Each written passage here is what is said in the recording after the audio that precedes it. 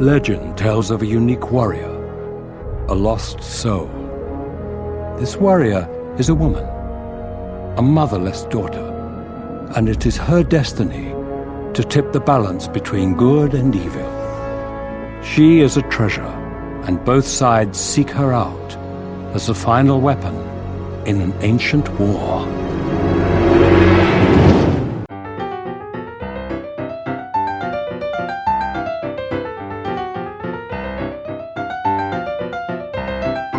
Hello and welcome to Comic Book Movie Oblivion, the podcast about feature films based on comic books and comic strips that people have stopped talking about. We're your hosts, Jordan and Kumar. That's me. Achoo! And this week we're talking about Elektra from 2005 for our 150th. It's 150th episode. Very special episode. Now, we have some corrections from last week. A few. More than one, as I recall. Because we said that it was Mark Steven Johnson directing this. It's not. What? No. Yeah, last week I assumed that he had directed 2 Ghost Riders and 2 Daredevils, but that was because... He didn't direct last week's movie? No, he did. Oh, yeah, He didn't direct this week's movie. Last week I said that he directed Elektra. Okay, yeah, he's a producer. He's an executive producer, which means he didn't do anything. And Stan Lee as well. Yeah, Stan Lee's not in this movie, interesting. Well, Stan Lee was listed executive producer. Executive producer credit does not mean anything. It means maybe you owned the rights at one stage and you sold them or something like that. Yeah. Okay, I got it. Okay. Yeah. Right. So, that was not directed by him, so that was one thing. And I feel like there's something else, but we might come back to it. There was a bunch of stuff. People are supposed to... we expect angry emails from the internet when we get stuff wrong. Nobody ever corrects us on these things. So anyway, there you go. This is directed by Rob Bowman. We'll talk about that when we get to it. We'll talk about Rob Bowman. Yeah. He's a fascinating individual. Yes. Yes, he certainly is. Okay, now, we also want to talk about how this movie got made, because it's connected to last week. Alright, so cast your mind back to last week. Okay, now, and even further, go back in time 20 years or more. You are Mark Steven Johnson. You've just finished your movie. You got Coolio for it. You think you did a pretty good job. Coolio, he can't really act, but you've shot his scenes. Mm-hmm. Things are looking up. But you get some studio notes. Okay. Now, I think you're Mark Steven Johnson. I think you know that the studio New Regency wants to do an Elektra movie. Okay. But they want to do it soon. They want it right out the gate. Okay. So they want you to make some edits. Okay. They want you to cut out Coolio and anything else in the movie that doesn't have to do with Elektra. And they want you to increase her screen time. Okay. Exponentially as a percentage of the movie. Okay. So it seems like the theatrical edit, which we didn't watch last week, we watched the director's cut, but the theatrical edit had been cut because they had decided that they wanted to increase Elektra's screen time to prepare for this sequel, Elektra. Given that's the case, assuming it's true, why would they kill Elektra in that movie? What a dumb move if you're like, we're making a sequel. Wouldn't you just keep that character alive somehow? Crazy decision. She has to die because she dies in Miller's comic. Yes. And it has to inspire Daredevil to kill Bullseye, or try to kill Bullseye. Yeah. But characters come back from the dead. They do, but if you know... You're doing a sequel, why do that? It's crazy to me. Yes, it doesn't make sense. But I've heard I watched an interview with some behind-the-scenes footage that Rob Bowman worked on to put on the DVD release of Elektra that came out the same year in 2005. He poured his heart and soul into this DVD release, I think partly to make up for the debacle that is the film that we're going to talk about. I did not buy the DVD in Thailand, bootleg, this time. I'd never seen this movie before. There's like 2 hours, there's something like 3 hours of behind-the-scenes footage, or of documentaries or extra footage, cutscenes and stuff that made it onto this DVD. I was watching that and I saw people like Avi Arad and some of the other producers that were associated with the film saying that from the start they wanted to do a Daredevil movie and an Elektra movie, which I suppose explains why Elektra's even in the film. She's sort of an odd choice, as we'll get into. Presumably because of Spider-Man, dollar signs appear in the eyes of the producers. Yeah, Spider-Man and X-Men. It's really interesting to me that, watching this movie today... Oh, yeah. I was like, I can't believe, after watching... I can't believe the Punisher Warzone got made. And if Iron Man hadn't happened, I think it would have been done. I think that would have been the end of superhero movies after this one. Yeah. It's hard to... I can't think... Oh, I guess the Dark Knight movies were still going. Yeah. I guess DC was still going okay. But maybe Marvel would have been done again after this one. Marvel would spot it out. But somehow... What a different world we'd live in. Yes. Popular culture-wise. Yeah. But we know from last week that for the huge success of Spider-Man, Sam Raimi's Spider-Man movie, which made something like $900 million, they thought, keep going. We got it. Find another one. Well, it seems like they'd always wanted. Maybe they had planned at least to do an Elektra sequel. That sort of was the plan from the start. But as soon as Spider-Man did well, and they freed up that extra sort of like $30 million to pay for all of that crappy CGI of Daredevil swinging around the city of New York like Spider-Man, eyes were on the prize. The sequel, right? Hence why Mark Steven Johnson seems to have been given his marching orders. You need to. Coolio's out. Right. Jennifer Garner, she was already in. Yeah. But she's up. Yeah. Got it. Okay. The other thing we somehow didn't mention last week, despite all the talk about size and bear traps, was we never mentioned the Elektra complex. No, we didn't. Because she only has her dad, and her dad is killed, and then she becomes this mercenary because of that. Yes. So the Elektra complex is the concept, the opposite of the Oedipal complex. Where, like the daughter is supposed to be jealous of the mother and seeking her father's affections. Never so named by Freud. It was a Jungian invention, actually. But it's also drawing on the play. The Greek myth of Elektra, who conspired to kill her mother, Clytemnestra. Okay. For killing her father, Agamemnon. Okay. I believe there's Miller chose this deliberately. I believe there's a Clytemnestra comic by Ralph Koenig, which was made into a Spanish movie, and we don't have either in English. Bummer. Yeah. Oh, well. Get on the Patreon and fund that translation. So we didn't talk about that. That actually is mentioned in this movie. The Sophocles play comes up. I think I think there's one by Sophocles and one by Aeschylus. Anyway, we're not going down this rabbit hole. Okay. Last week's episode was so long. Okay. There's one more thing I want to mention that I can't believe we didn't mention last week, which is Benefit 2.0. Oh. Right. Jennifer Garner and Ben Affleck, of course, got married and have 3 children together. Whoa, okay. They didn't meet on this movie. They met filming Pearl Harbor, apparently. Oh, okay. But this is the movie where they kind of hit it off. Okay. They ended up separating from their current partners. Okay. And eventually getting married. Okay. And then, why is it 2.0? Oh, because Jennifer Lopez was 1.0. Got it. While he was filming Daredevil, he was in a relationship with Jennifer Lopez. Wow. Okay. And I think Jennifer Garner was actually married at the time. Okay. To another guy. Huh. So there you go. An important piece of I think that stuff is operating at about the level of this movie anyway, so why not just throw it in there? All right, shall we talk about comics? Okay, so first let's cast back to what happened in the Daredevil series. There were hints about Elektra returning. After we stopped recording last week, we actually had a little debate about what was going on. But anyway, in 181, as we talked about a lot last week, Elektra is killed by the villain Bullseye. Mm-hmm. Elektra had come back into Matt Murdock / Daredevil's life as an assassin. He had loved her in college. She came back many years later, and now she was an assassin. So it was push-pull. He loved her, but she had crossed, in the Daredevil universe, killing is a moral line. And she had crossed that line. She was doing it all the 100%. time. She did it for work. She did it for work. So he was like, I got to put a stop to you, but he was still in love with her. He still had those feelings about her from college. Yes. So there's this push-pull going on. She is killed by Bullseye in the next issue. He is convinced that she's still alive.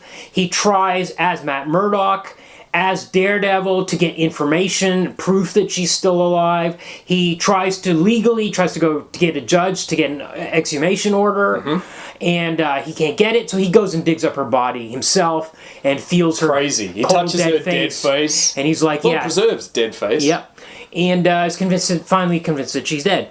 Then in issue 190, the Hand, the band of ninjas that she was trained by, comes back, and they want to resurrect her to Okay, so there's this whole mythology, but basically they need a strong corpse. Well, there's two bands of ninjas. There's the evil ninjas, the Hand, and there is the good ninjas, the Chaste, as they're called later. Yeah, Miller doesn't call them that because that was a stupid name. Anyway. They wear white ninja costumes, and they're led by this guy, this blind American dude, Stick, who's foul-mouthed American. Yeah. Lives in New York and hustles pool for a living. That's right. And yet is also the head of an ancient order of white ninjas. That's right. And he had the Himalayas or something. He had trained both. So stupid. Anyway, go. He had trained Daredevil and briefly trained Elektra in their ninja arts. So they are wiped out, except for one guy named Stone.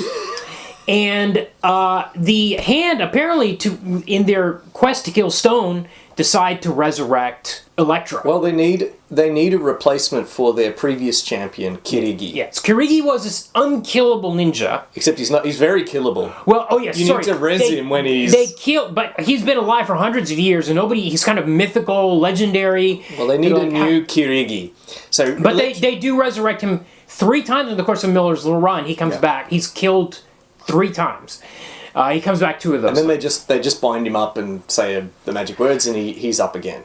But I think they destroy his body at the final time, yeah. And then that's it. But he had been alive for hundreds of years. But then, or was he? Or was he just many shells? Anyway, they need a new Kirigi. Right. And basically, it's Harry Potter logic or Deathly Hallows logic.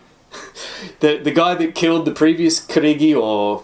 Oh, I see, okay. They want Bullseye, is it? Yeah. Oh, yes, initially, did they want Bullseye? Oh, or am I mixing that up with... No, that's in Lives Again. Oh, okay. We'll talk about sorry, that. I'm getting ahead of myself.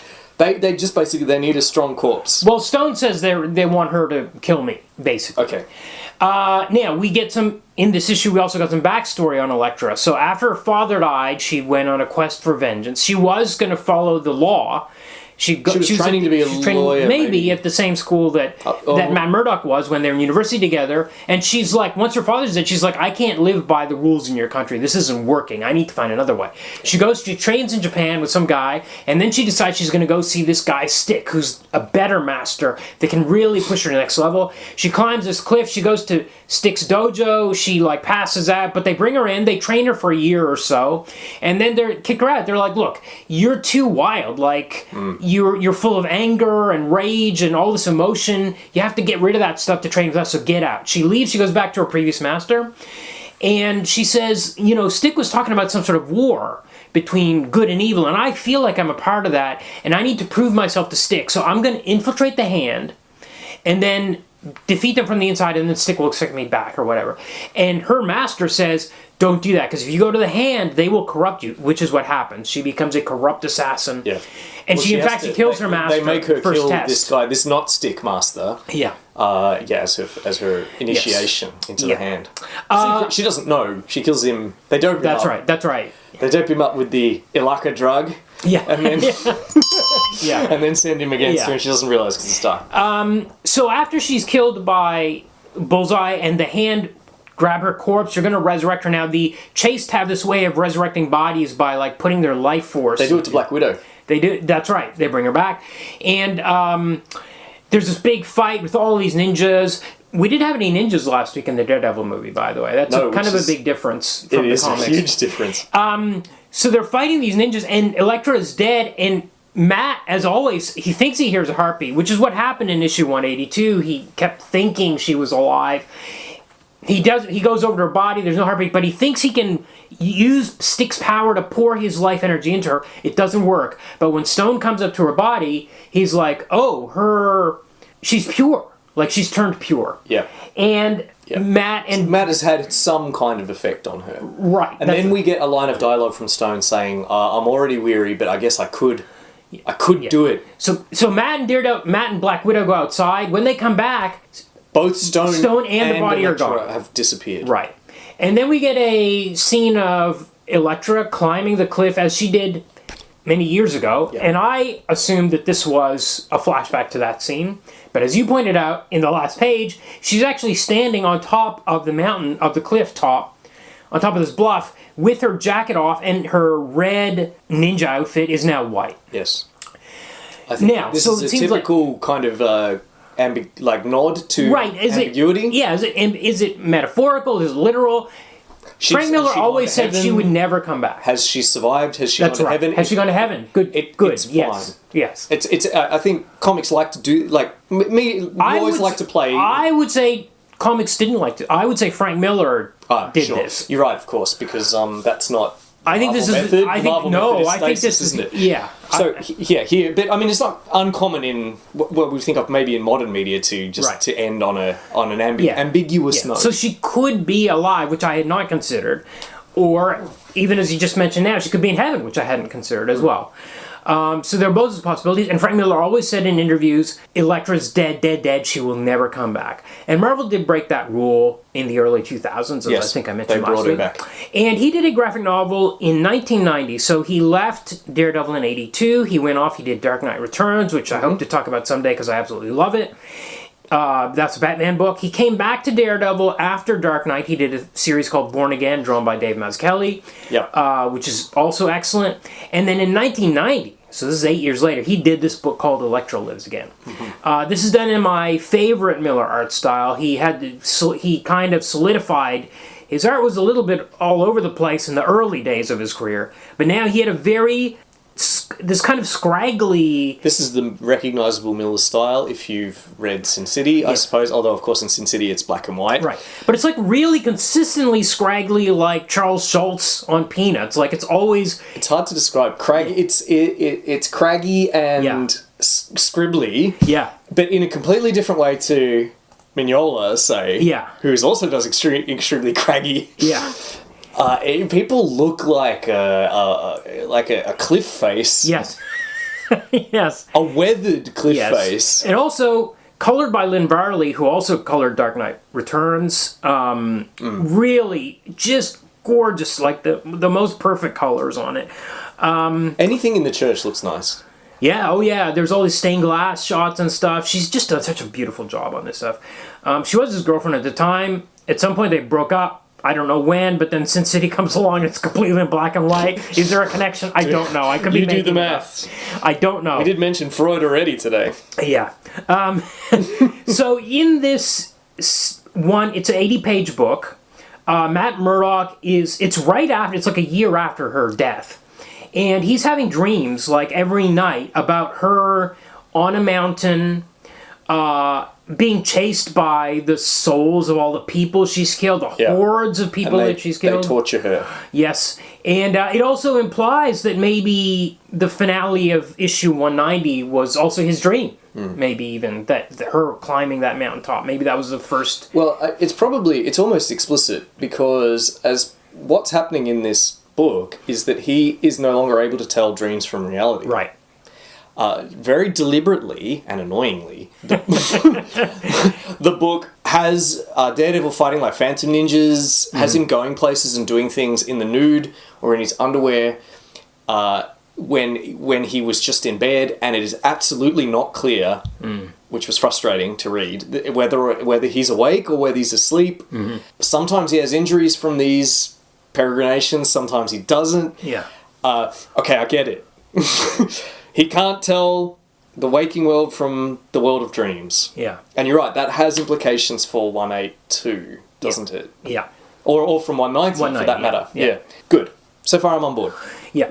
But he's having these dreams, and meanwhile the Hand reappear. He has dreams about the Hand performing this ritual to find a strong fighter. They need to find the person that killed Elektra, because that's going to be their... This is the Deathly Hallows bit. Yes. Yeah. So Bullseye killed Elektra. So Bullseye is presently in jail. Yeah. There's a great... this bit I loved. Yeah. Bullseye is, I think, sort of like narrating his memoirs to his therapist. Yes. Yeah, that's right. That's right. He's chained... He sold a book deal, yes, that's right. He's chained to a table, handcuffed to a table so that he can't use his legendary abilities. There's a great line where he's drinking orange juice out of a cup, and he says that his last malignant act is to spit an orange seed at a cockroach, killing it. Yeah. Such a good line. Yeah. Then... Because this is done in the style of like a forensic report or what have you, because we're reporting on how he died. Yeah. So a member of the Hand has come in pretending to be a Japanese television executive, and he stabs Bullseye in the back of the head with a pen. But before he does that, Bullseye frantically sucks on his orange juice. Yeah, hoping to find another seed Yes. to spit at this guy. And his last words are, "No more seeds." Yes. Great page. Great couple of pages. Yeah. This is my favourite bit of the book. Yeah. I must say, I didn't particularly enjoy this story, but this bit with Bullseye I loved. Yeah. So Mac goes down, he sees that Bullseye is dead. But then this woman shows up at the morgue who, to us, is clearly Elektra in disguise. And she goes down to the morgue and she strips off her jacket, and it's Elektra. Mm-hmm. And then all these corpses reanimate. So I'm assuming she's there. Was she there to grab Bullseye's body for the hand? Who knows? This might be another dream sequence. I mean, yes. Matt does fight off a bunch of corpses. Yeah.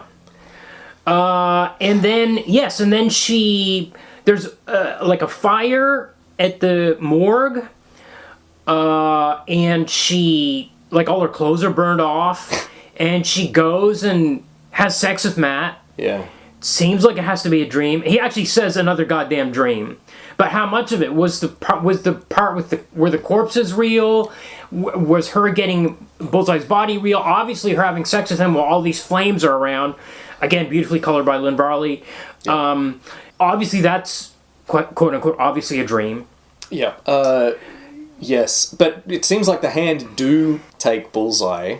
Yes, his corpse. That's and right. Do reanimate it. Yes. And then Daredevil has a fight with reanimated Bullseye and reanimated Bullseye's penis. Yes. Yes. Well, first, Matt's attacked at home by the hand. Right. As he's training.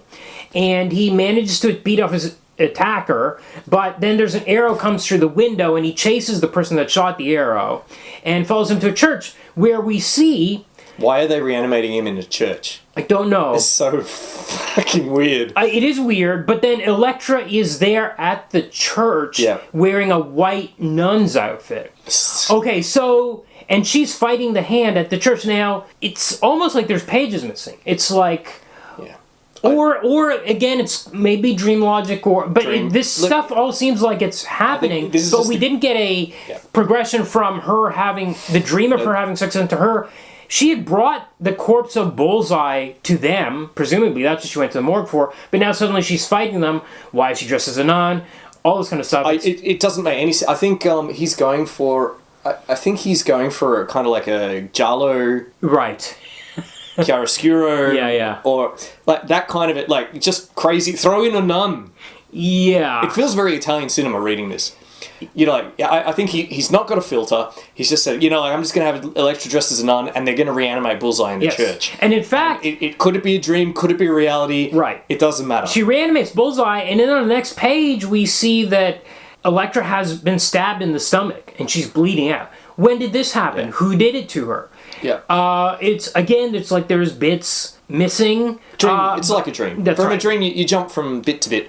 Daredevil shows up. He kills Bullseye again. Elektra dies in his arms again. Yeah. So I guess she was actually reanimated? Or was this a dream as well? It seems... It's not clear. I don't think she was reanimated. Okay. Paul Young thinks that this is the kind of like culmination of Miller's notion of Elektra being something for Matt Murdock's character to bounce off. Right. So he says that all secondary characters in Miller's run only really exist to tell us something about Matt Murdock's character. Yeah. About Daredevil's character. Yeah. In this case, Elektra is a problem for him to solve. Right. She's his kind of like alter ego. Yeah. She even wears a similar costume to him, and yet she's gone full evil vigilante compared to his quote unquote good vigilante. Yeah. And constantly when he's pursuing her, it's things like, what am I supposed to do? I have to bring her to justice. I have to stop her from killing, and so on and so forth. He's saying this is kind of the coda to that story. He's obsessed with her. Yeah. In fact, I think in Young's reading, it's she's never came back. This is This is the echo of his obsession with her. Yes. And he even says something like that. He says, she wasn't haunting me, I was haunting her. I will also add, metatextually, that this was published by the Epic imprint of Marvel, not Marvel Mainline. So it's even maybe outside of continuity. Whoa, yeah, fair. And he doesn't even wear his Daredevil costume ever in it. There's no mention of Daredevil in it. That's true. Even when he goes to the church, he's in his street clothes. That's right, and it's called Elektra, isn't it? Yeah. Yeah. Yeah. Even though, that's a good point. That hadn't occurred to me. And I remember when this came out in 1990, and I thought it looked cool, but I couldn't afford $30 in 1990, so I didn't buy it, and I'm assuming a lot of kids didn't. This was something outside of the normal publishing realm. Like, there was no way to... Yeah. It was priced out of something you could a kid could afford. This wasn't your newsprint. That's right, yeah.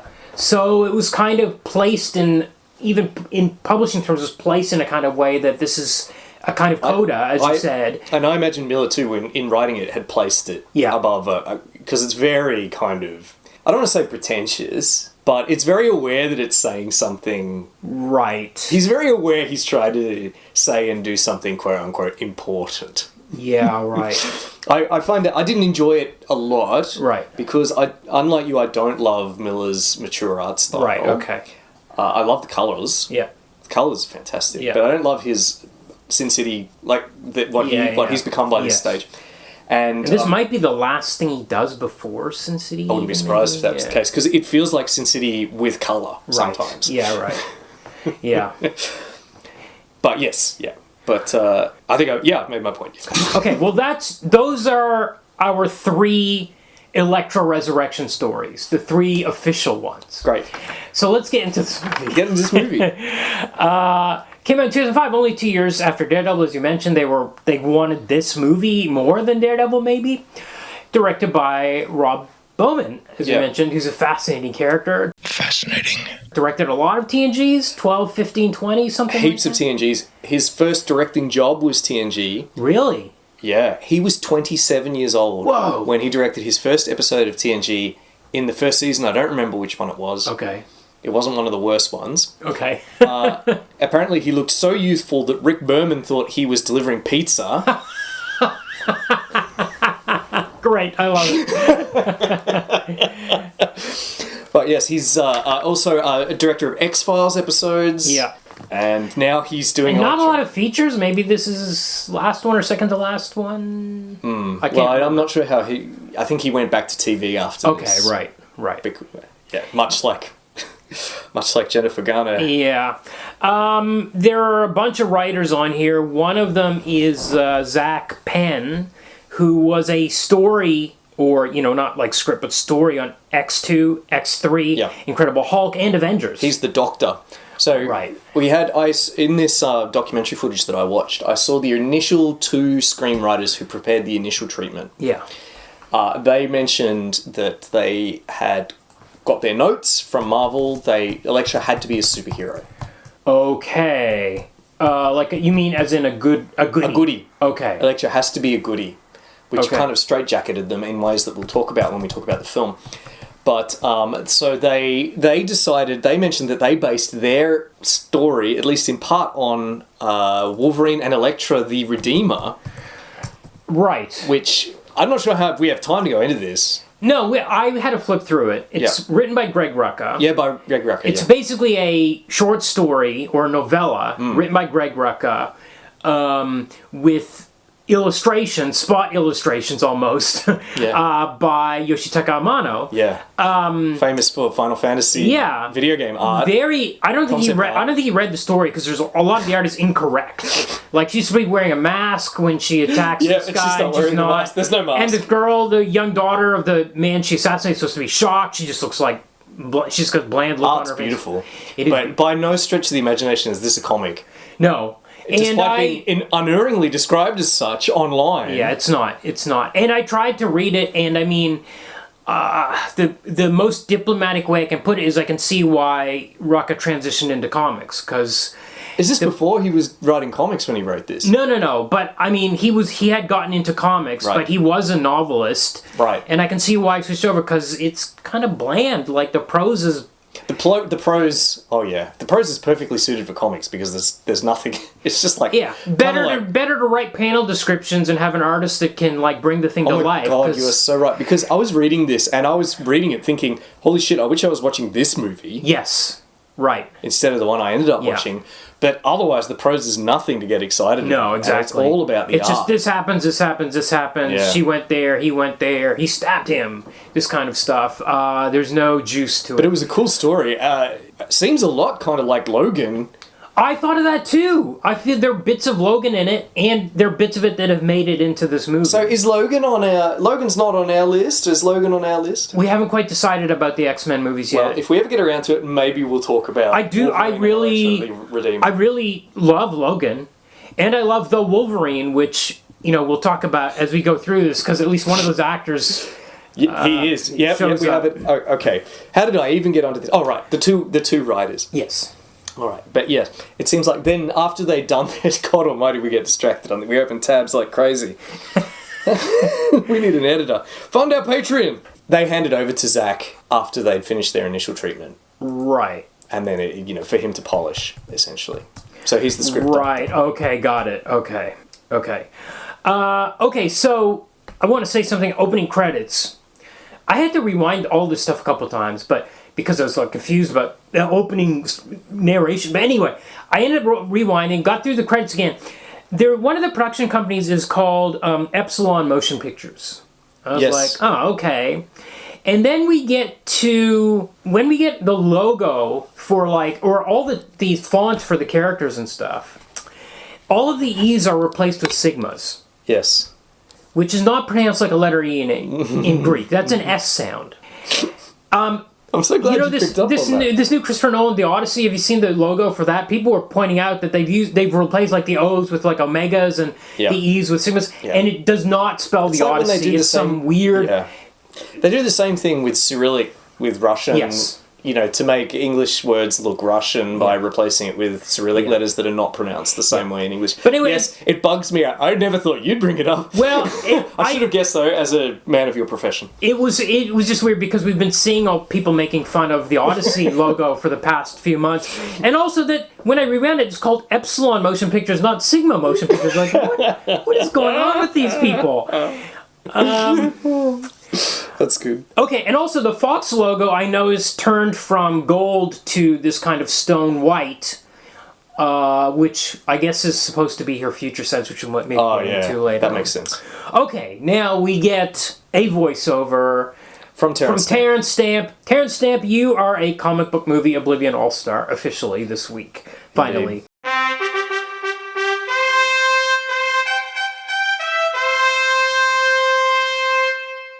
It took us a long time to get here, but here we are. And it's our late tribute to him. Indeed.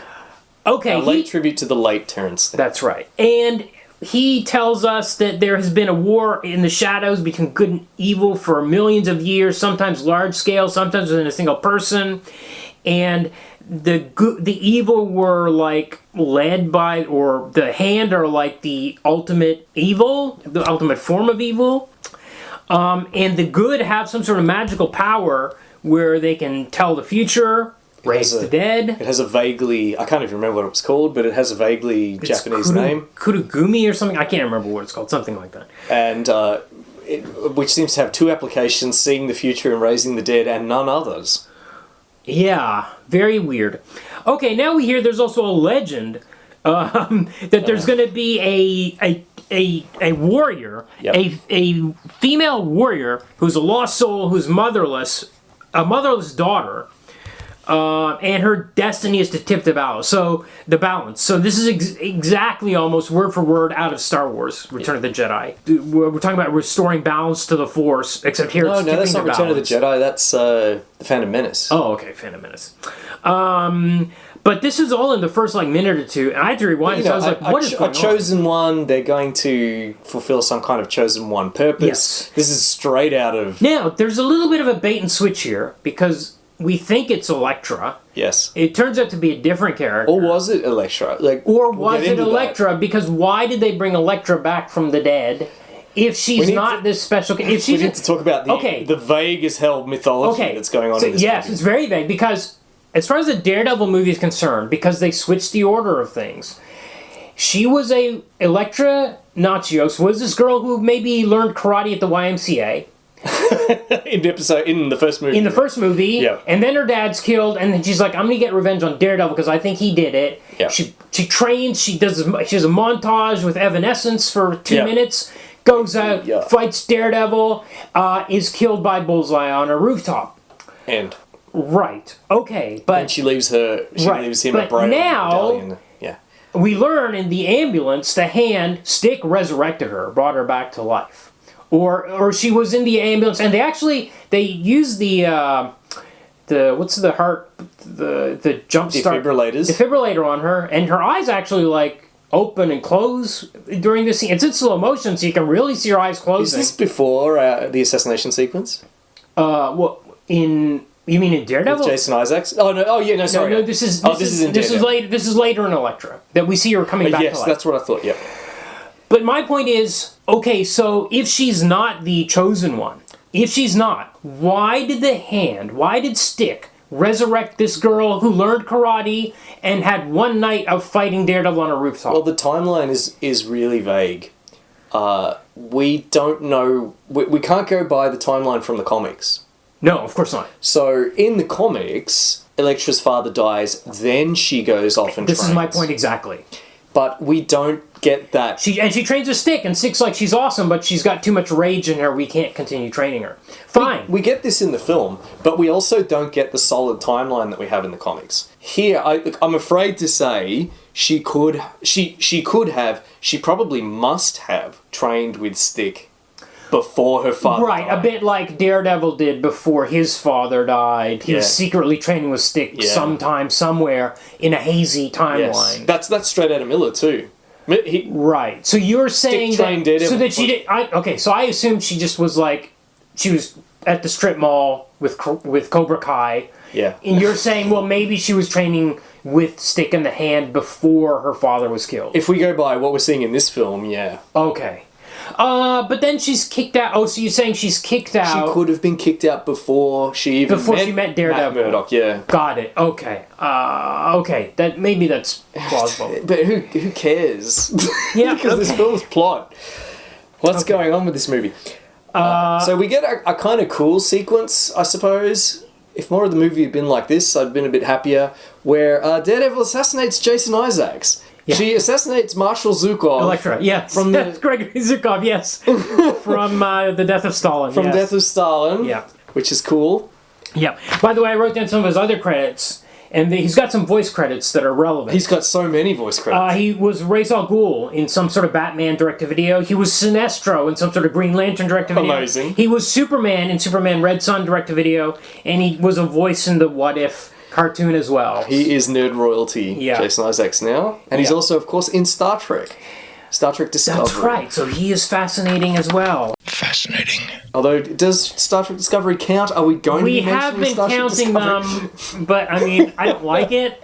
But we have to... We've become like drive time jockeys, like radio jockeys with all the sound effects and the fart noises and stuff. That's what the people want. It's turning into that. So we do have to put in a fascinating for him there. Okay. Because he is in Discovery, yeah. I did note that down. By the way, he's not credited in this. No, he's not. No credit. Strangely. Right. Oh, by the way, the last part we get of this narration is that this person, this chosen one, is going to be the final weapon. So both sides want her. The good side wants her. It's very definitely. I don't remember the exact phrasing, but it's pretty definitely implied that she's kind of be the culmination of this battle. That's right. The treasure. Do they call her the treasure in the intro? No, I don't think so. But it's pretty heavily. Which is confusing. Is the treasure the same as the chosen one?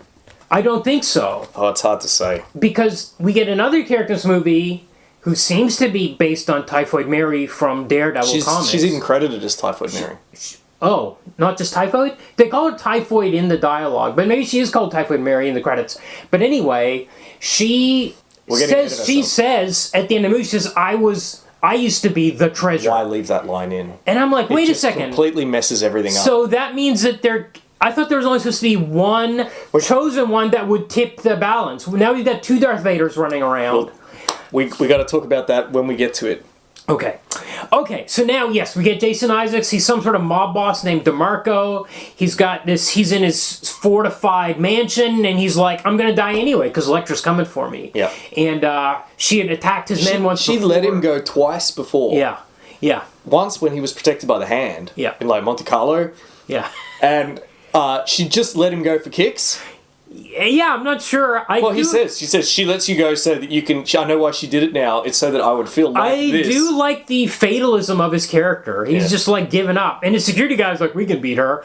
And by the way, as she goes through the compound, like she kills a bunch of guys in the compound, and the security guy looks at all the cameras, and they're all blank, and then they all start going out one by one. It's like, wait a second, how did she do that? Why are the cameras going out? Yeah, I wrote that down too. Why is she? How did she do that? Yeah, it doesn't matter. It's dramatic and cool. Right. So she shows up now. She's an assassin, and DeMarco tells us how she's the world's greatest assassin. We can't beat her. When did she become an assassin? So this is my thing. No. Yep. So she trained at the YMCA. Her dad was killed. She died. She's resurrected, and for some reason, she's an assassin, which she was not, as far as we know, before her dad died. As far as we know.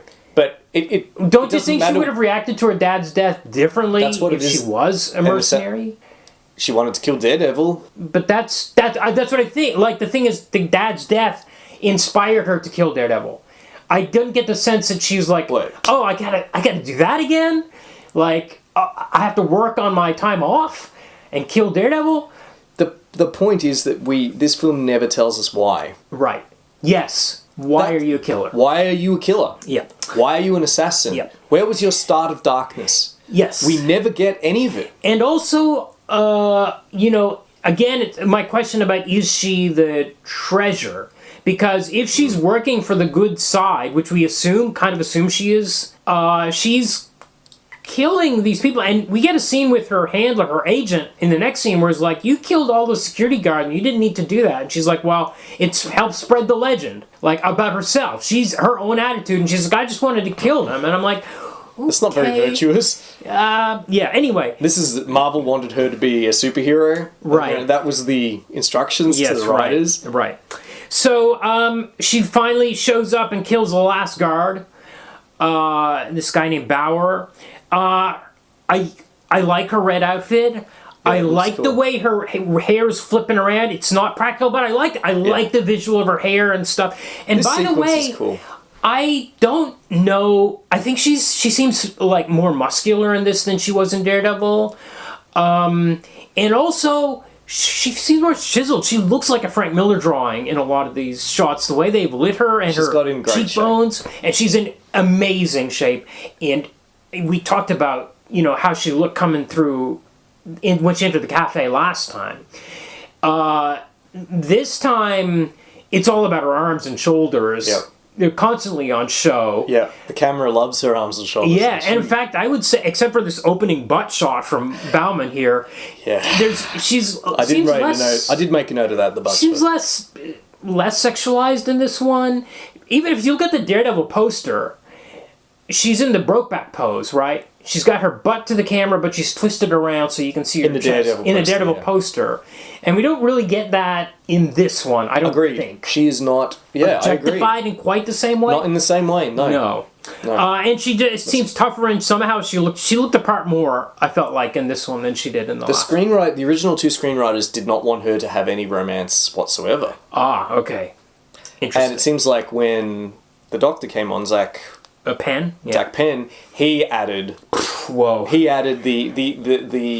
very PG-13. Yeah. I think there's a funny line from Roger Ebert did a review.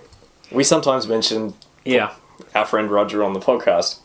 Friend of the show, Roger Ebert. He says this great line, their smouldering sexual tension, he says, leads them to have 2 PG-13 related kisses. Yes. Yeah. Very the taste, you might say. Very good. There's some cool, funny bits in this, like where Jason Isaacs sees her reflection in the glass of whiskey that he's holding in his hand and stuff like that. And he's like, I actually like him in his scene here, where he asks her what's it like, because he knows he's gonna die. He's like, what's it like to be dead? She says, I died once. Yeah. And she kind of gives him the description. It was a good little bit. This was a great... If the rest of the film had been more like this and less but you can see signs of problems. As much as I loved her hair flipping around and the costume stuff, too many close-ups on these martial arts scenes. They're not martial arts scenes. Yeah, it's Bowman can't shoot these martial arts, and the actors can't perform them. No. In the time they've allotted to shoot this thing, apparently, they're all shot in close-ups with lots of cuts. That's unfortunately the case. Yes, you're right. The choreography, they haven't had time, and Bowman perhaps is not the right director. Yeah, but it's reminds me of Fist of the North Star. Right. to cast way back. Yeah. way back. Yeah. Where Gary Daniels is obviously very capable of doing martial arts, but his co-star very much could not. Right. So we had a lot of these close-ups, these quick transitions where you just don't know what's going on, and it just sucks all the fun. Yes, I really started zoning out during these martial arts scenes, which I should have been really leaning into. Yeah. There's later a fight, may as well mention it now, there's a fight later between Elektra and Kirigi where they're fighting among sheets. Yes. Yes. And Ebert observed that perhaps what they wanted was a Zhang Yimou style. They wanted Crouching Tiger. Yeah, among billowing fabric, but instead it looks like they're fighting with their laundry. Yes. Yes. Completely.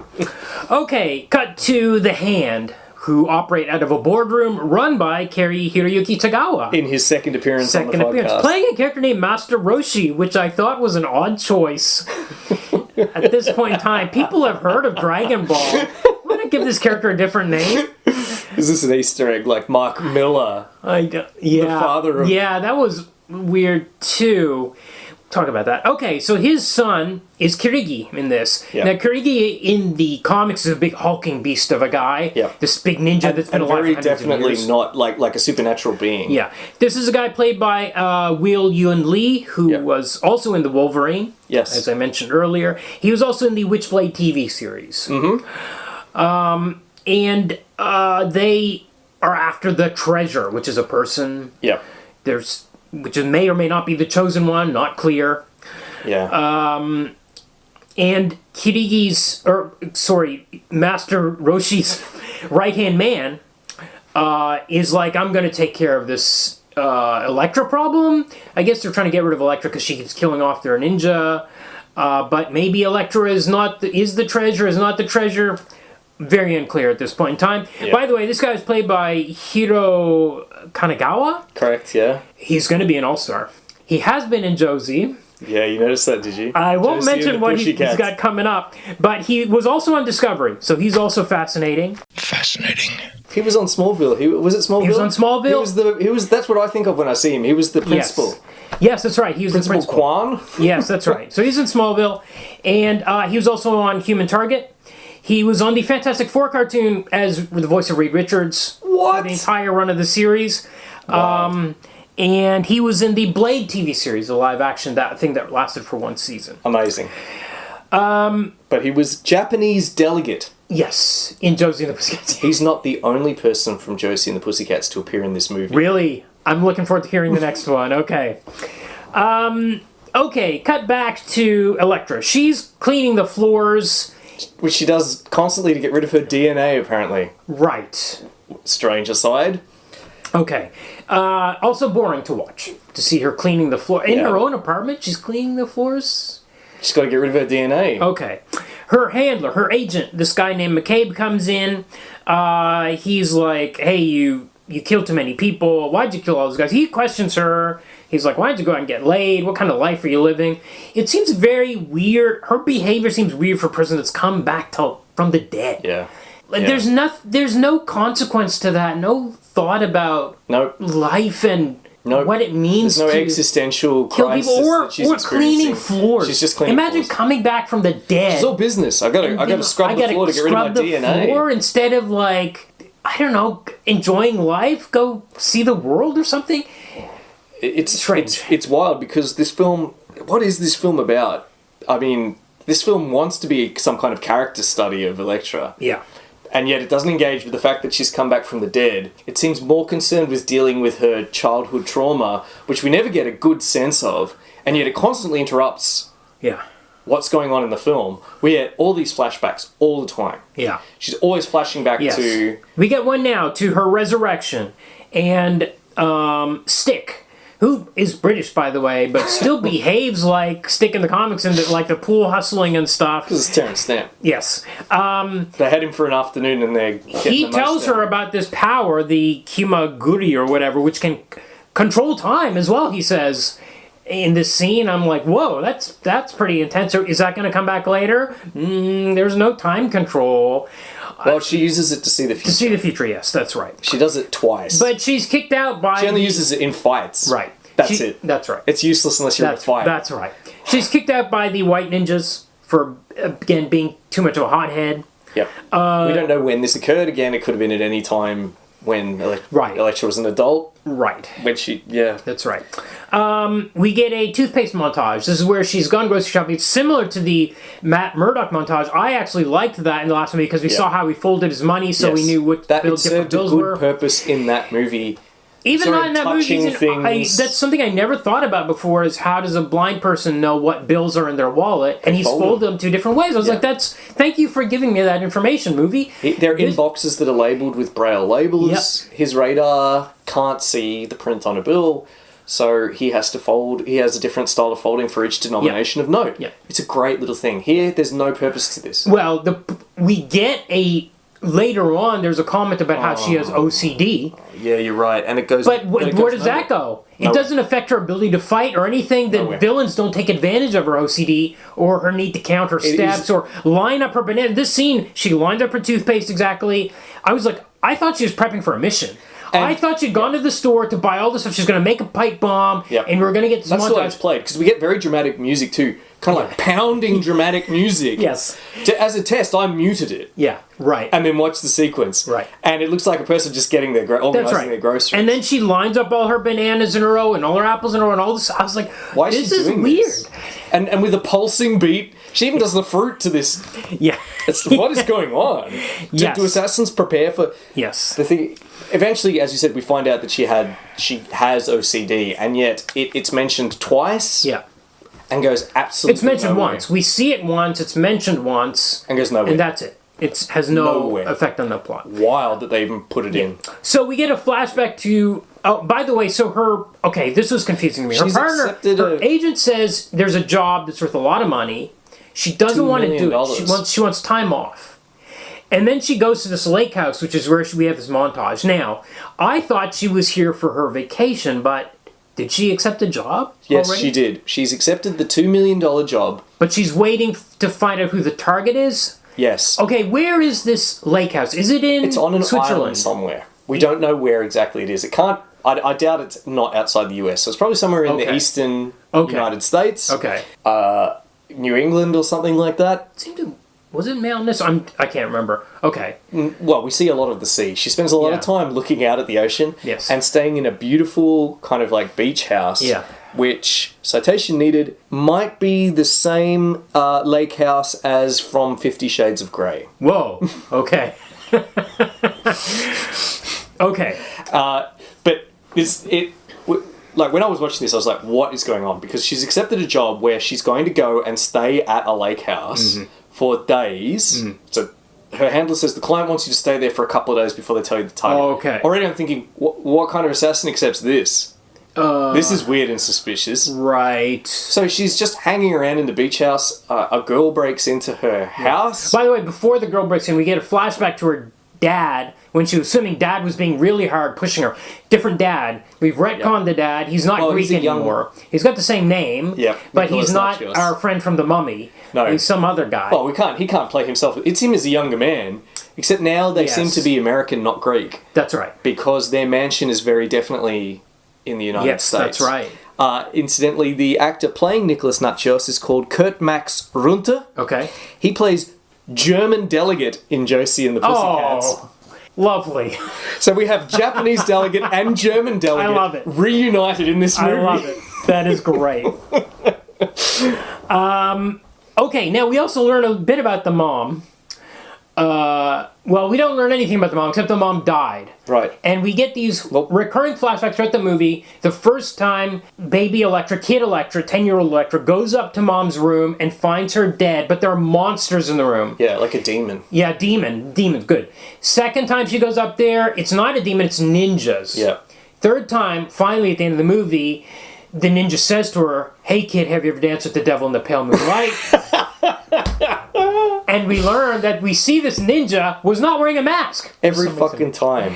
This ninja, for some reason, was not wearing ninja gear, was just completely exposed and showed his face to this little girl as he left. As he left Kirigi. Yeah, it is Kirigi. It's Master Roshi's son Kirigi killed her mother. Yeah. But Kirigi's not that old. Yeah. Did we learn why he killed the mother? Oh yeah, No. he's not that old. We never learn.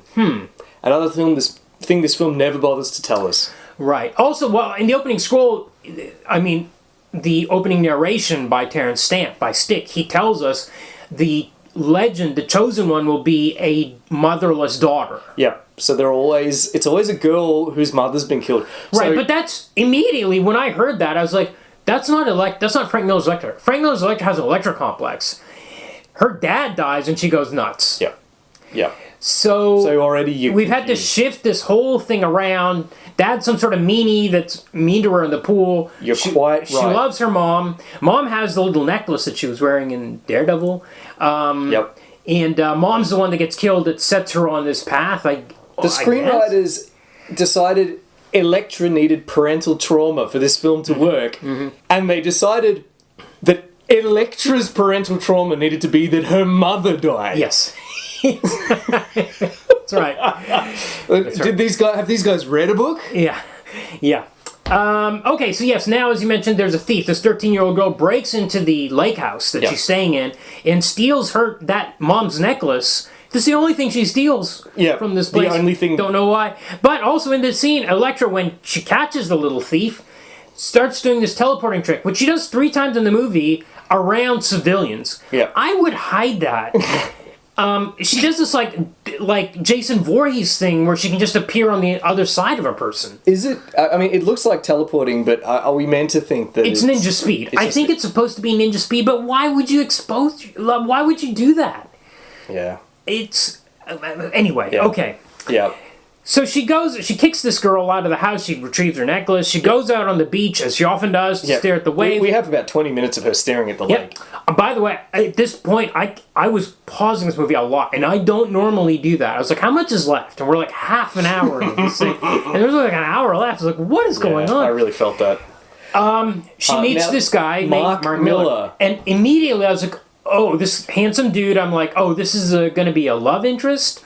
And again, I kind of missed the stuff about the mission at this stage. I thought she was just vacationing. Right. And this is some... No, she's definitely on the mission. She's on the mission. So I was like, I did think, okay, he's either a romantic interest or he's the target. Yeah. Oh, it was pretty... By this point, it was pretty obvious that he was the target.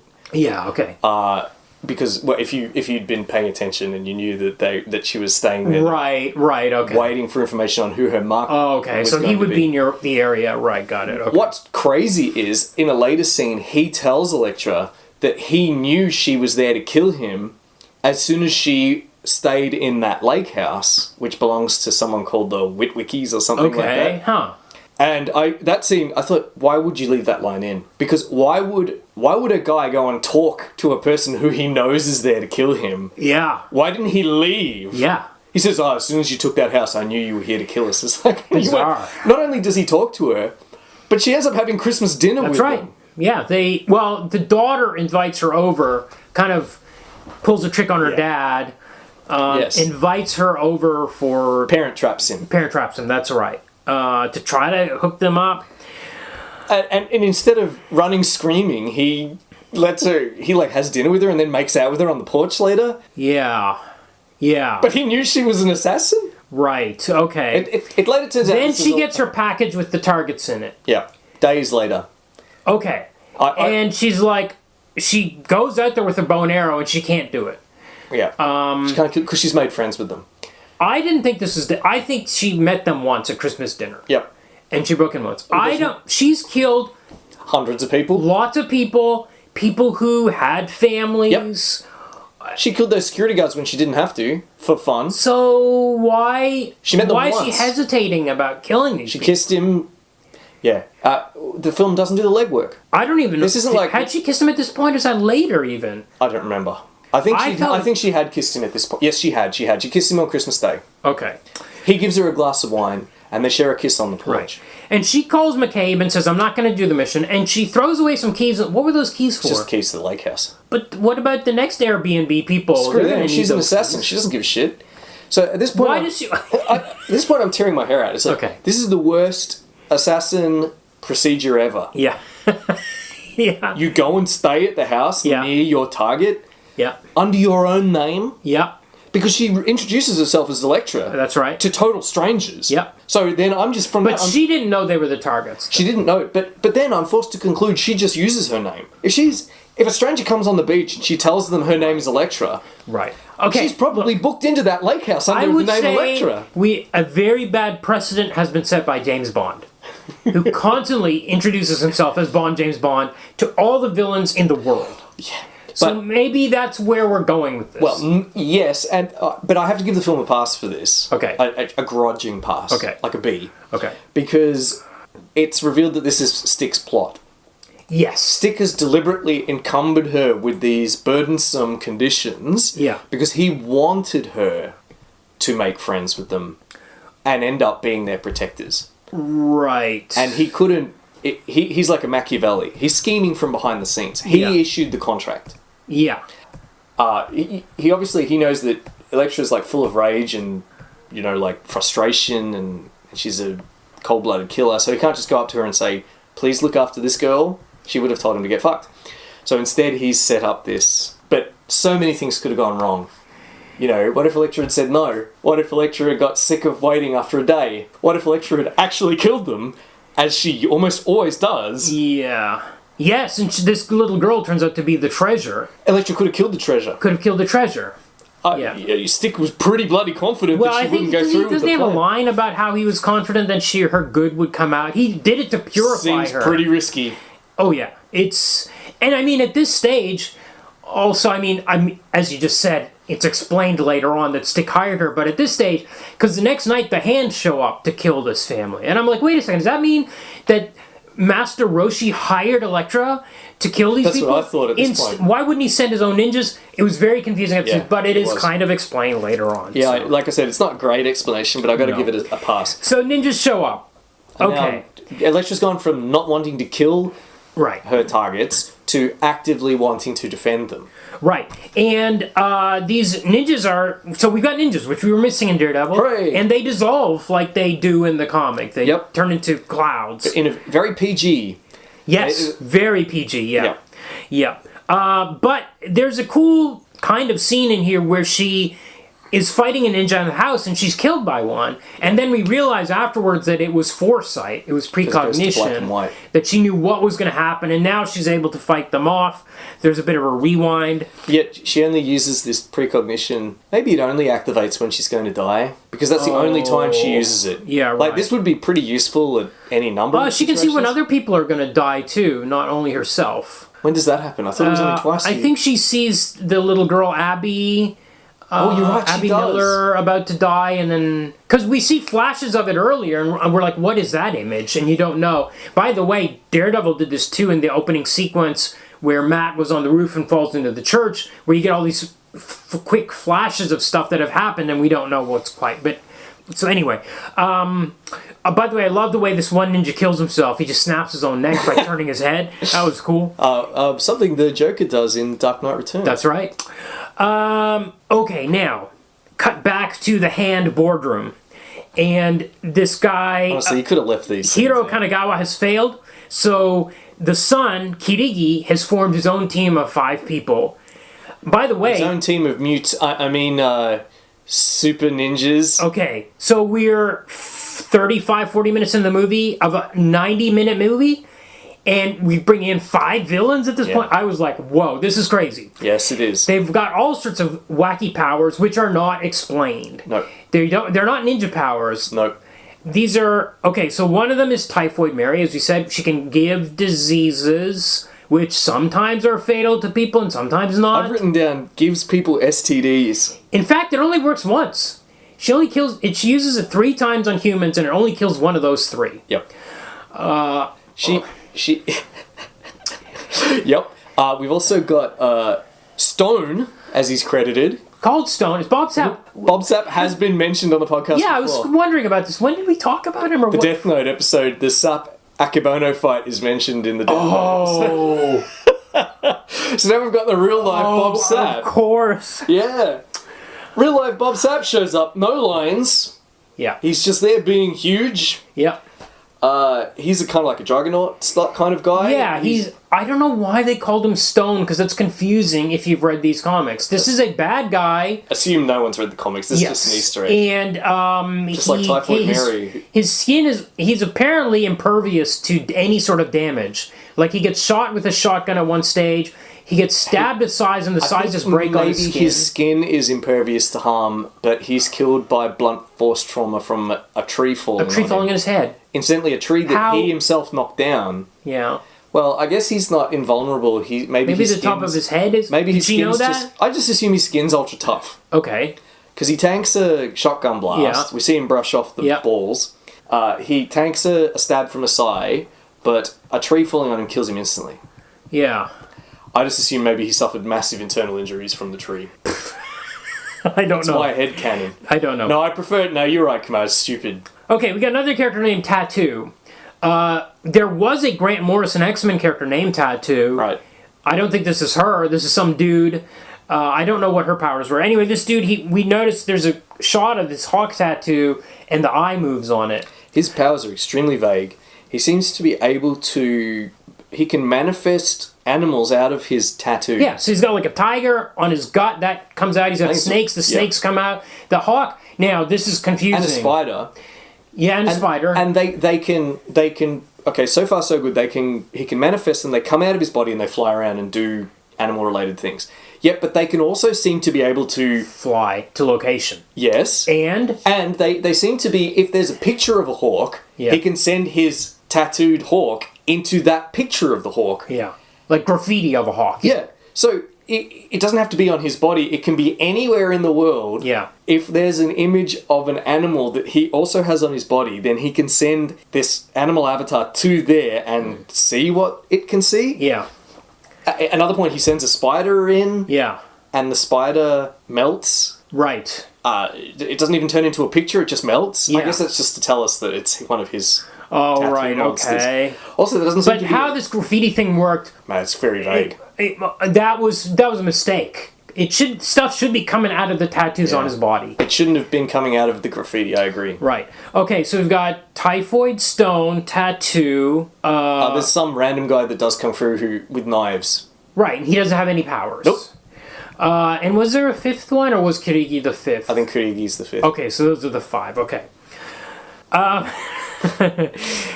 So they get the deal. By the way, they talk during this boardroom scene. The hero says like, "Oh, our ninja were killed by the female Elektra, the Gaijin." Why do they call her the Gaijin? They are, as far as I can tell, established in New York. Gaijin means somebody from a foreign country in relation to Japan. They're not in Japan. In later scenes, we see their base seems to be in New York. We don't know where it is. Actually, when the villains when the team of 5 show up, they're in New York, and they keep talking about this guy. She didn't go to Japan. Even if they are in Japan, she didn't go there. Why are they referring to her this way? Yeah, it drove me crazy. This is the discursive. This is the Japan-specific discourse that people are tuning in to hear from you, Kamal. Yeah. Yeah, I agree. Well, I didn't even know where this thing... Where in New York is there a Japanese temple on top of a skyscraper? Yes. You don't do that. Yeah. That's not a thing. Yeah. Whatever, it's there, and it's got... it's like a sinister boardroom. It's all the tropes. We've got a tasteful modern boardroom. By the way, one of the board members looks at Typhoid, and she kills him. Yep. He blows her a kiss and kills him. The only person to die from typhoid power. Master Roshi doesn't have an issue with this? No, he just killed a board member? This rando killed a board member? This guy's presumably important. Because, he's one of the heads of the hand, right? Yeah, and he looked at her. He just looked at her, and she's like, "You're dead." She just breathes on him, and he dies. She blows him a kiss. Yeah. And then he gets the black veins of death on his face, and he dies. Yep. The only person to die from her power. Okay, so Elektra goes to Stick to get help with these two people. Stick is hustling, pool hustling in a bar. Yeah. Why is he doing that? Yeah.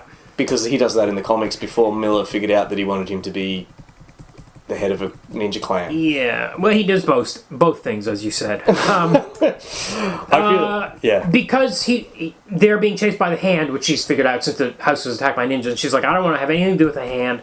So, Stick, you deal with these people. He's like, I'm not going to deal with them. And she says to them, okay, you go into the Witness Protection Program and run away.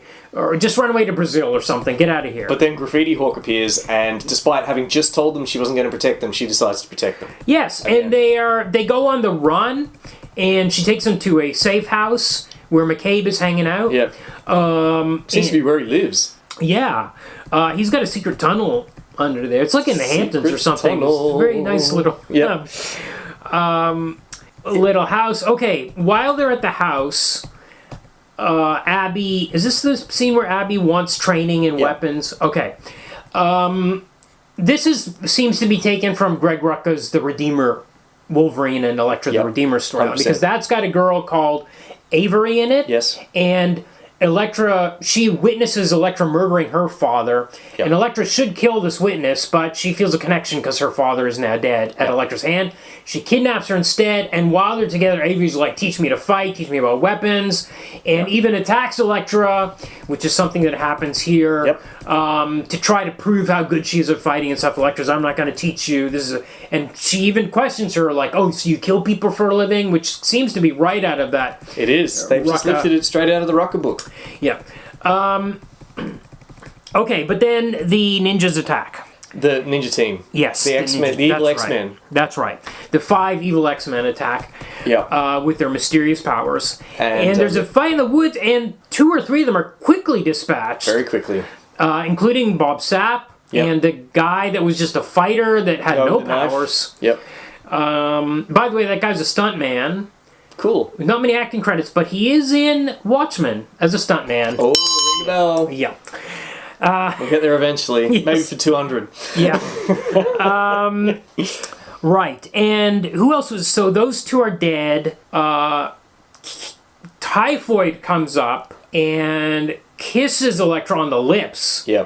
She kind of teleports forward. She kind of does this magical, like, exorcist move, like, just kind of zips forward. Yep. And then they make out. Yeah. Very important. Very important for the film that Jennifer Garner kisses another attractive young woman. Yeah. For about 2 minutes. Yeah. By the way, Typhoid only had to, like, breathe on that other guy from a distance. That's right. To poison him. And later she does the same to Abby. She only breathes. She doesn't make out with... Well, no one wants to see her making out with... a 13-year-old? Yeah. Yeah. By the way, in this scene also, while they're fighting off these criminals, so Elektra's taken down, Abby uses her bracelets. She unlocks them into a big chain, and she actually fights off this knife guy, and she proves to be this kind of super martial artist. Yes. She has... Yeah, she secretly was a martial arts prodigy. Right. Which, remember, in the intro, this is hyped up as she's being the chosen one, the ultimate warrior who's going to bring balance. And she's just sort of like a slightly crapper version of Elektra. Yeah. She hasn't reached her full potential. I'm still not sure which one of them... This is the vessel in which the fight of ages is going to be resolved. She just sort of swings her bracelet around. But also why... So we learned that her mother was killed by the Hand. Yep. Trying to kill her, though. Trying to kill... But I thought they want her for the final weapon. Yeah, so she can't have been the final weapon until her mother died, and yet her mother died when they were trying to kill her, because or capture her, because she's the final weapon. Those two things are mutually exclusive. Yeah. Because the people that wrote this film would phone it in. But also, if she fought the Hand, and she's a super martial artist, why is she surprised by Elektra? Why is she surprised by the Hand when they attack her house? Like, these guys... And why does she want Elektra to teach her how to fight? We just get a kind of lazy retcon where she says she was lying at the time because she still didn't trust Elektra. I guess she was lying by very convincingly faking being afraid of ninjas. Right. And then there's a scene where they practice meditation together. Yep. And it's like, well, does she know all this stuff already and she's lying? Well, no, she doesn't. She's a prodigy. I think Terence Stamp gets a line that she was a prodigy since she was 4 years old. Okay. And I'm like, yes, that's what being a prodigy means. Right. Right. The redundant Department of Redundancy. Right. But she's not reached her full potential yet. Right. And in fact, Stick himself trains her in a... Yeah, so Stick shows up during this forest fight because Kirigi's about to win, and Stick shows up and stops Kirigi and rescues Elektra and revives her from this poison that Typhoid Mary has kissed into her. Yep. Well, he doesn't actually seem to... This is a minor point, but he doesn't actually seem to do any reviving. No. He just looks at her and says, "You'll be alright." That's right. She wakes up. So, Typhoid Mary's power just makes you lie down for a bit? Right. So she wakes up in the camp, this chaste camp, the white ninja camp. Yep. Where's that? Is it in the United States somewhere? I assume it's right next door, because they haven't gone far. Right. Also, this is within walking distance of her old mansion, because she's going to be there very shortly. Right. She confronts Stick and says, "You had no right to drag me into this," which made me laugh because she had gone to him to ask him to protect them. And yet, although it turns out that, of course, he did drag her into it. So, again, I give the film a pass for this. Okay, but then Abby is still, like, sneaking around, looking at Elektra's size and playing with them and stuff. Elektra this time notices that she's there and has... Yeah. This is where we get the line about her having OCD. And then they have a little fight. This is straight out of the Rucker book again. Yeah.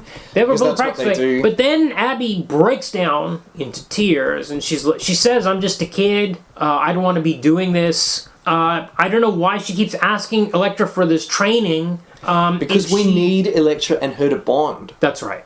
In fact, there's a scene where she's in disguise and she comes up the stairs and Elektra sees herself. Yeah.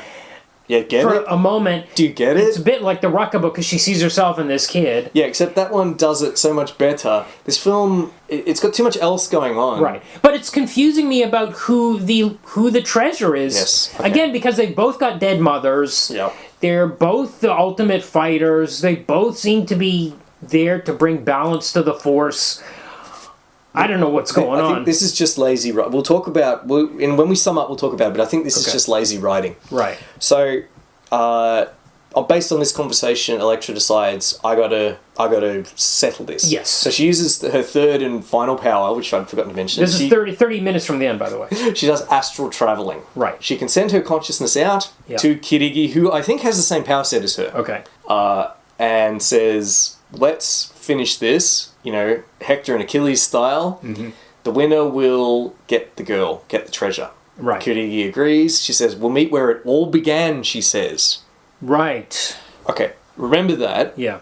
Because at this point, we don't know that Kirigi killed her mother. That's right. And in fact, it seems like Elektra doesn't know that Kirigi killed her mother. Yes. And yet she tells him, "Let's meet where it all began." Right. So she wouldn't have told him that unless she knew. That's right. Anyway, they go to the mansion. We get some weird dream sequences where I don't know what's going on. She approaches the mansion in daylight. When she's inside the mansion, it's clearly daytime because there's sunlight coming in through the windows. But then Kirigi and his ninjas approach the house at night. That's right. That's right. This was absolutely hurting me. Yep.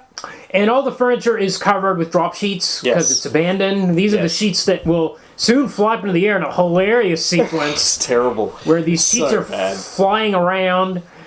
As you mentioned, it's supposed to be cool. It looks it's just CG sheets for some reason are floating. It looks like, do you know in Naked Gun where someone throws a pillow at Frank Drebin and he's wrestling with the pillow on his face? Yes, absolutely. It looks like that. Yeah. Yeah.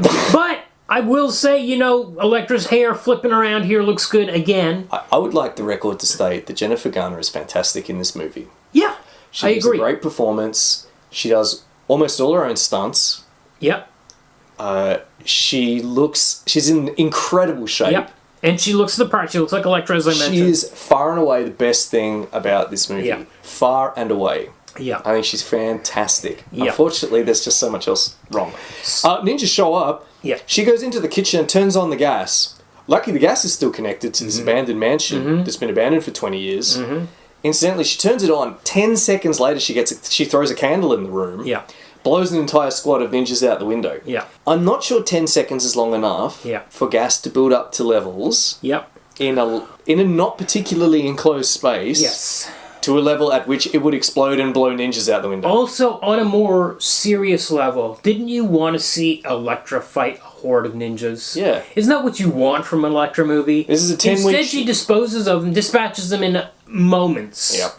And you compare that to the Wolverine, where Wolverine fights all those ninjas. That's the way it's like done right. We don't have time for this. This is This is like a $43 million movie and a 10-week shoot. We don't have time for Elektra to fight. To choreograph a whole fight against a squad 20 of ninjas. ninjas. Instead, we've got to blow her out the window with gas, blow them out the window with gas. And then they run into a hedge maze, conveniently located hedge maze. It's a hedge maze.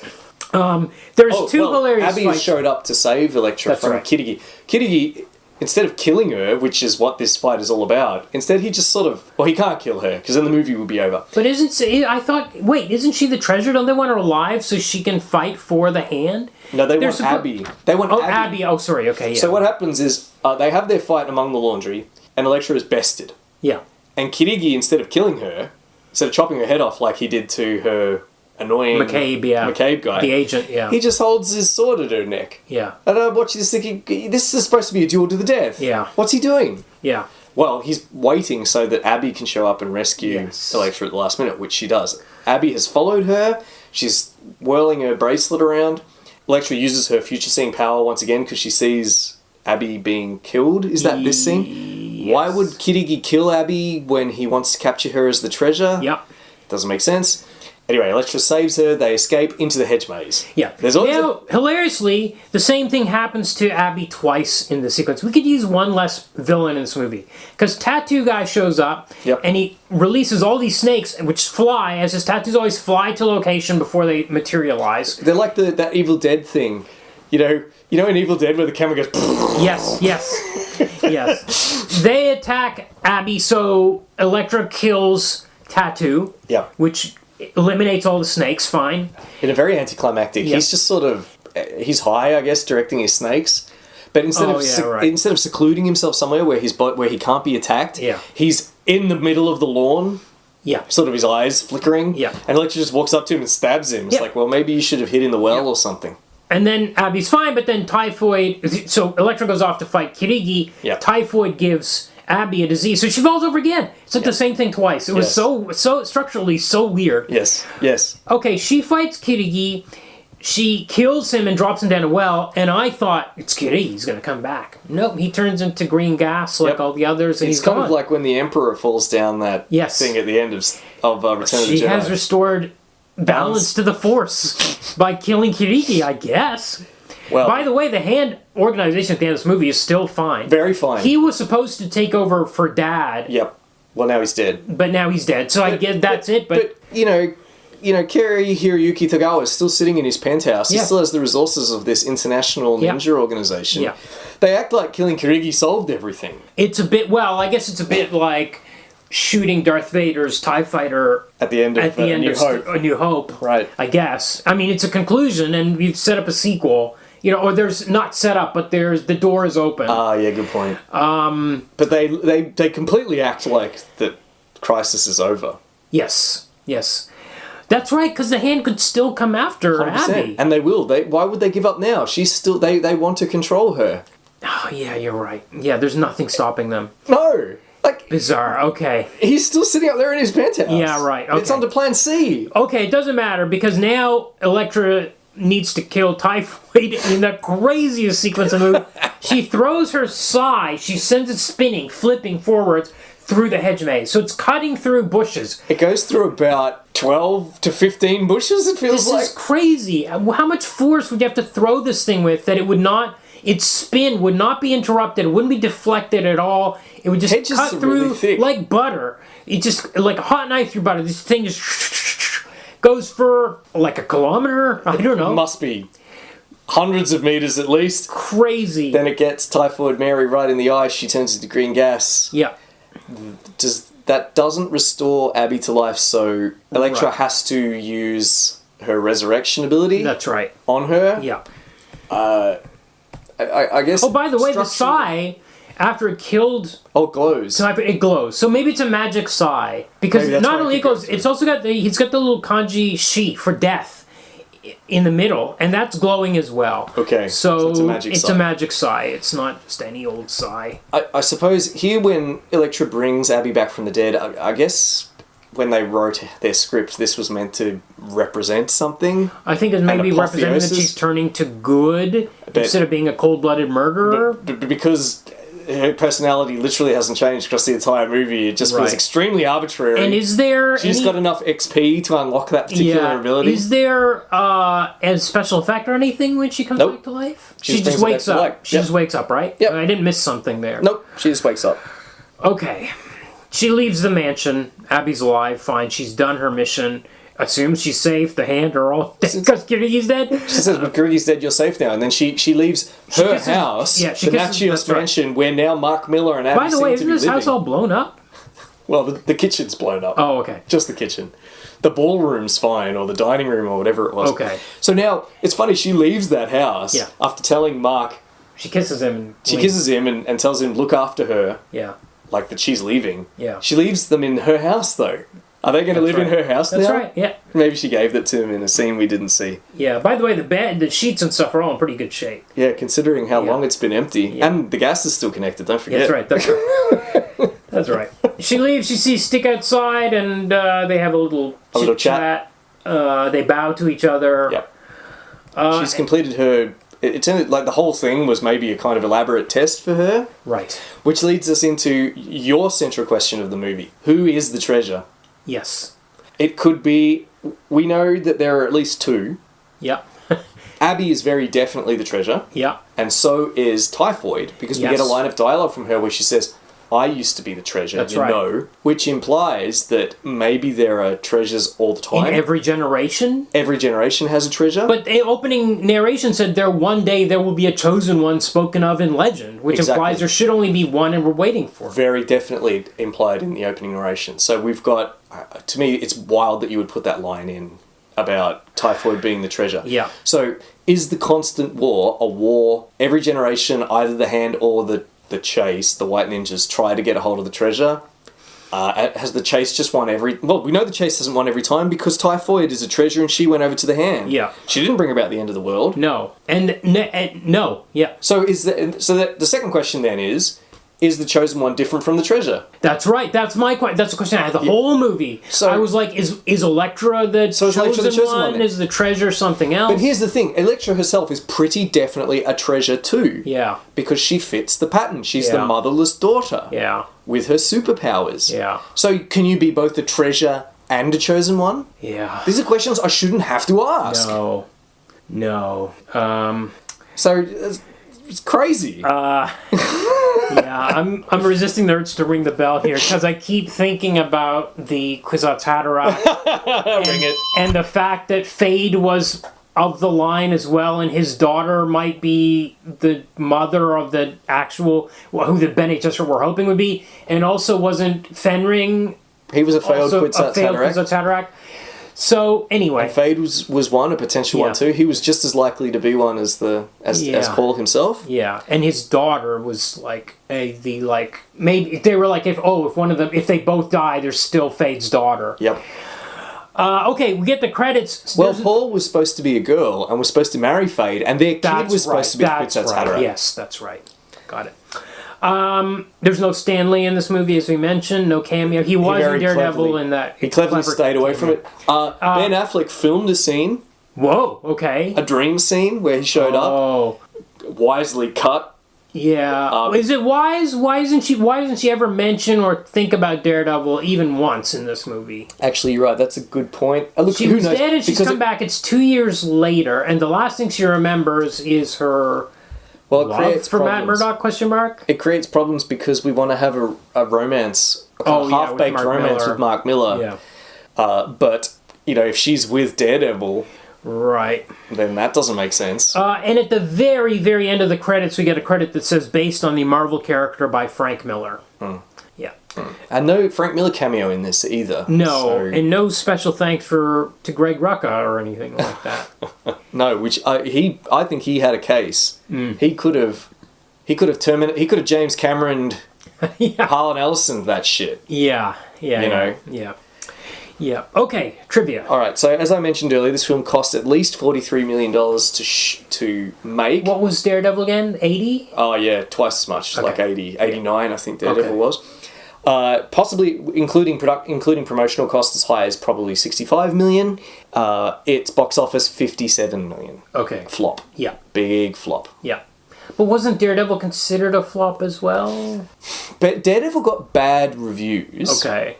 And didn't quite make 3 times its budget. Okay. So I think it cost, $89 million and then made like 190. Okay. Or it cost 70 million and made 180 million or something. So it didn't quite make 3 times, but it was still... But it wasn't Spider-Man. Yeah, right. Right, of course. It didn't make $900 million. Or X-Men. It didn't even make X-Men money. Right, okay.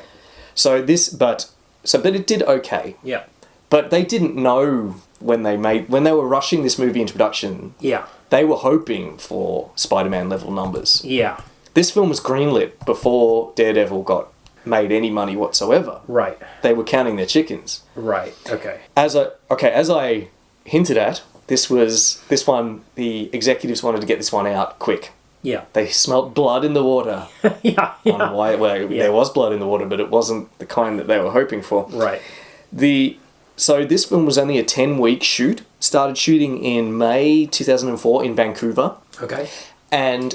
I did see mountains. Right. Okay, so that island must be somewhere... Must be like Vancouver Island. Maybe they were in Seattle off somewhere. Where could they be? Hawaii? I don't know. Oh, no, not Hawaii. It looked cold as heck. Yeah. I don't know, maybe they were out in New England. Newfoundland or something like that. Yeah. No, maybe I'm imagining the mountains. Anyway, okay. Well, if it was the same lake house from 50 Shades of Grey, we should be able to look it up. Right. Okay, but everything's rushed. Right. Rushed. Right. Jennifer Garner's... weeks. Yeah, wow. And Jennifer Garner's still filming Alias. So this is between seasons of Alias. Whoa, okay. They've got her on a timeline. Not just Jennifer Garner, but also the guy that plays Mark Miller, who was on ER at the time, Goran Višnjić. Okay.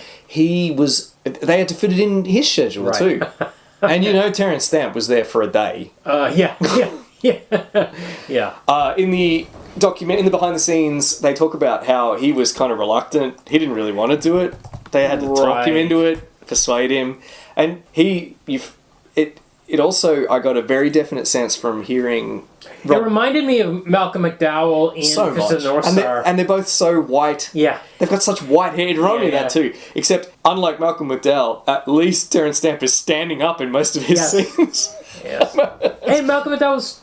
He was sitting down. Movies and through the 80s and 90s. Oh, 100%. They're both great actors. But what I remember of Malcolm McDowell in Fist of the North Star is that he's sitting down in all his scenes. Rob Bowman is in the interview. They're talking about how, maybe you noticed this too, that Terence Stamp's eyes are sometimes opened and sometimes closed. Right, I didn't notice that. It's just a little annoying. Yes. Like, you kind of have to be one or the other if you're blind, right? Right. You're either going to have your eyes open all the time or you're going to have them closed. But he seems to vary between scenes. Maybe it was callback to the defibrillator scene where Elektra's eyes close when she's dead and then open again. You're giving the film a little too much credit, I think. I have an explanation for it because Rob Bowman, they literally talk about it in the behind-the-scenes thing. Rob Bowman basically implies that he was too nervous to ask Terence Stamp to redo his scenes. Right, okay. He said, we're like a young cast, I'm a young director, Terence Stamp has had this amazing career. Right. We were all in a little bit of awe around him. Right. And Terence Stamp's like, I feel like fucking shutting my eyes for this scene. What are you going to do about it? Wow. Fucking TNG boy. Right. Right, okay. So by the time that the film came out, or was coming out, when the promotional material for the film started to appear ahead of its release in January 2005, it was becoming very obvious... Well, it was obvious by that point that Daredevil had not done well. Right, okay. So, hilariously, and you'll see this mentioned in more than one place online, the promotional material doesn't mention Daredevil at all. Interesting. Instead, it mentions X-Men. Okay. There's a deliberate effort to link Elektra to X-Men. Okay, got it. I read this and I thought, I have to see this. Yeah. So I poked around online.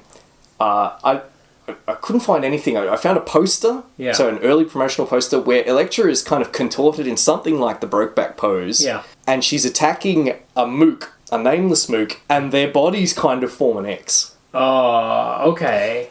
Okay. That tentative. But I will say these villains, the 5 villains, are very much an evil X. They're the Brotherhood of Evil Mutants. They are. Yeah. They are. So it's not just the promotion. I think, who knows, maybe Fox is hoping that they could, like with Fantastic Four. Yeah, right. Who knows? Yeah. There's not a lot of information about this film online. However, I found something better. I found a trailer. I'll put it on the Reddit. Okay. The trailer literally makes it much more explicit, the link with X-Men. The trailer begins literally, for centuries, those with, no bullshit, extraordinary powers have waged a secret war for supremacy. Okay. And then later on, it says, we get a caption, from the forces that brought you X-Men. Right. And that's the only film that's mentioned. Right. Not Daredevil. Right. A straight-up sequel to Daredevil doesn't mention Daredevil. Okay. That's just really... Yeah. So, PG-13 film, it apparently originally had an R rating. It would have had an R rating. Okay. So they had to... So we watched the unrated version, the director's cut. Yeah. If you're interested in what was cut... It's only 4 minutes difference, unlike Daredevil. Oh my God, Daredevil was like a half an hour, wasn't it? So, Bowman worked, as I mentioned earlier in the episode, Bowman worked really hard on the director's cut. Okay. He put in, I think, a ton of free labour on getting the director's cut ready for DVD. He completely changed the order of a lot of scenes. Oh, right, okay. So we get 3 extra minutes, but he actually changed something like 7 minutes worth of the film, moving scenes around all over the place. And I think sometimes we get some really short scenes that feel a bit spliced in. I think that was for his director's cut. Okay. If you're interested in some... He said 12 frames of the film had to be cut in order for it to have an R rating. If you're interested in what they were, it was the pistol, like DeMarco being skewered through the chest and the pistol hanging off the side. Okay. That was one. Kirigi cutting off McCabe's head. Okay. That was another one that had to be cut. Yeah. Typhoid getting the Psy in the eye. Okay. At the very end, that was cut. He said 3 frames had to be cut off that so you couldn't see the Psy hit her in the head. And he felt it was a shame that was removed because she just killed Abby and we really needed to see her get her comeuppance. Right. He says that, among other things, are the frames that I added back in. Huh. But as far as, I've got a quote on, this article is called Helmer on Why Elektra Failed. And it appeared in Now Playing magazine in 14th of October 2005. He said, I knew going into the project because of the short prep. I only had Jennifer from her hiatus from Alias, which was 10 weeks, and because of the short post-production as well, we were not going to be able to make Spider-Man. We didn't have the time to make Spider-Man. We didn't have the time to even make Daredevil. When I was shooting this movie, Elektra, I was sleeping 4 hours a night during the week. I'd go home at night, prepare for work in the morning. I was putting in 24-hour days. Okay. Then when he's doing post, apparently he's driving to 3 different places a day. Right. Every day. Yeah. To do editing, to do colouring, to do effects supervision. Yeah. For some reason, they just wanted to get it out as quick as possible. Yeah. Avi Arad later said that this is not something we would do again. Right. Rushing the film is a big part of why it probably didn't do well. Right. Bowman thought that the critics maybe should have cut him some slack. Okay. He said, first of all, the film's cheap, so they should have expected less. Cheap? 43 million? It's not a B movie, really. Yeah, no, it's not. He said, I only spent 43 million making it. This is that same interview. I thought the critics would appreciate that. That it wasn't all spectacle, but they didn't. Look, I know it's weird to say that... It is all spectacle. That drop sheet scene, But think of how much time she spends looking out at the ocean. That's true. Stuff like that. He said, and where we have demon flashbacks. Yeah. He says, I know it's weird to say that 43 million is a small film, but for a comic book movie, it is a small film, very small. And I thought that they would appreciate that it wasn't about explosions and action, that it was a story about a character learning about compassion. And for some reason, they expected something else. This film sucks. Yeah, no, you can't account for the... But it's not a good character study either. No, that's right. That's it. Yeah. Which I suppose leads us into votes. Okay. Okay, well, we've already talked about Elektra Lives Again, and your... it's an A for me. It's an A for me. Okay. Okay. It's a yay for me. I think it's weird, those bits that feel like they're missing. But for me, I mean, maybe just pick it up and flip through it if you can find it somewhere. At least just have a look at it. If you want to see Sin City with color. Yeah, it's right on that cusp of the start of Sin City. I think it's really cool. Incidentally, speaking of that, in some of the final panels are Matt Murdock with bandages on his face. Oh yeah, pure white bandages, and he looks exactly like Marv. I noticed that too. Yeah. A very clear precursor to Sin City. 100%. Okay, this movie. Look, this is a nay. Yeah. It's bad. Yeah, there's not much more that can be said about it. It's clumsy. Tonally, it's completely even all the over writing's the place. rushed. Not even the 10 weeks of filming. Just not putting the plot together in a way that made sense. And it's derivative and bland. It was so bland. I kept, as I mentioned, pausing. Like, how much more do I have to go through? And it was only 90 minutes, and I was struggling to get through it. 100%. So much stuff is thrown. So many questions unanswered. Yeah. So much stuff thrown in that didn't need to be in there. Yeah. Contradictions. Why is she an assassin? Yeah. Yes. Exactly. Never engaged with. Crazy in a film where you want to talk about your assassin discovering her conscience. Yes. Crazy that you wouldn't talk about why she became one. Yeah. Yeah. 100%. 100%. We never find out why the Hand killed her mother. Yeah. Why Kid Iggy did. Yeah. Yeah. We never, it's crazy putting in a love interest for her when she's explicitly associated with her love for Daredevil. Yeah. In other media, and also in the previous film. You could just have a line where she says, "I lost someone." Yeah. I can't go back to that life. Yeah. No, that would mean engaging with the past in some meaningful way. Yeah. Yeah. Okay. You need to invent a second dead parent trauma for this movie? Yeah, that's bizarre. So bizarre. With this character that's literally named after parental trauma? Yeah, yeah. Yeah. You get an education. Why put in this bit with the OCD that goes nowhere? Yes, exactly. Our hero needs a flaw. They mentioned the Sophocles play in this and it's mentioned in Rucka as well. In Redeemer, they talk about the play. Well, because that's what these fucking kids. You should see these gormless idiots. The two. Look, I don't know anything about these two blokes that they interviewed in this behind the scenes. Yeah, actually, the third writer I noticed this was his first writing credit. Right. Why would you hire a first-time writer on a $43 million superhero movie? I tell you, these two guys. I'm sure they're very smart, talented young men, but they look like Beavis and Butthead.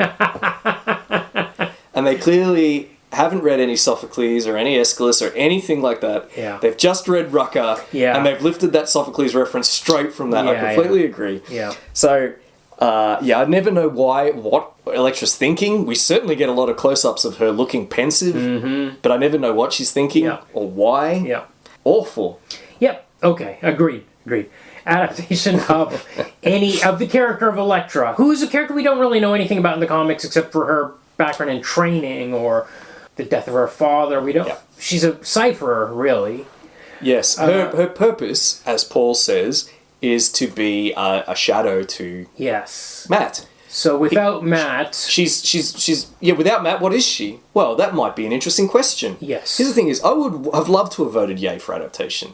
Yeah. If I took what Bowman says at face value, like this is like a Logan film where we learn something about the character in an interesting context. Yeah. But no, it doesn't. It isn't that.